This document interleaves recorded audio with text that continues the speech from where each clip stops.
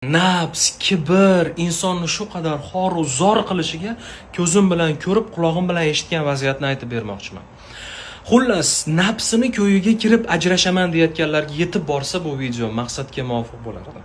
Qashqadaryo viloyatida yuribman, orqamdan bir ayol yugurib keldi, qo'lida eski sumka ko'targan, suyagiga terisi yopishgan, ko'zlari chanoqdan bo'rtib chiqqan, ozg'ingina 60 dan oshgan, 70 ga yaqinlashgan.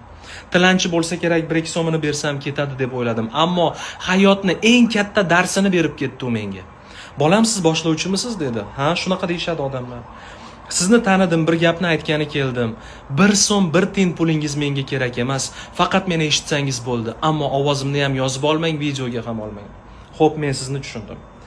Xullas, men xorijda o'qib kelganman. Universitetda katta o'qituvchi edim. Shogirdlarim atrofimda parvona edi.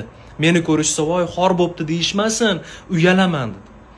Turmush o'rtog'im bilan juftlashdik. Taqdir taqozosi bilan uni qiladigan ishi menikidan past darajada bo'lgani uchun menga yoqmaslikni boshladi.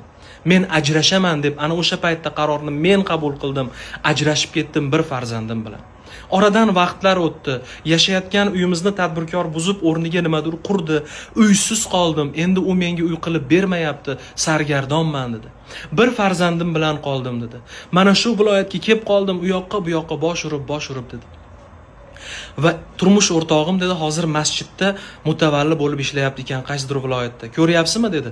Men ana o'sha paytda meni darajotim undan baland deb burnimni osmonga ko'tarib, erim yerga urib ajrashganim uchun dedi, bugun u 5 farzandi bilan baxtli, men xoruzor sargardonman dedi. Nafsimni gapiga kirib, kibrimni orqasidan bo'ldi shu ishlar.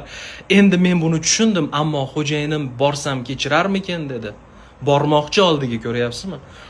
Xo'jayinizdan yaratganga iltijo qilib so'rang, xo'jayinim kechirsin deng. Kechiradi, mutavalli ekanlar-ku har holda dedi. Va siz noyob ayol ekanligingizni unutmang dedim. Siz o'zingizdagi kamchilik, qusurni tan olib, men o'z hayotimdagi musibatimga o'zim aybdorman, endi uni to'g'rilamoqchiman degan sanoqli nuroniy ayollardan birisiz dedim. Va sizga oq yo'l tilayman men ham dedim. Turmush o'rtog'ingiz kechirsin. Qabul qilmasa ham roziman. Birga yashashni xohlamayman, lekin kechirsa bo'ldi. Qiynalib ketdim bu hayotda dedi.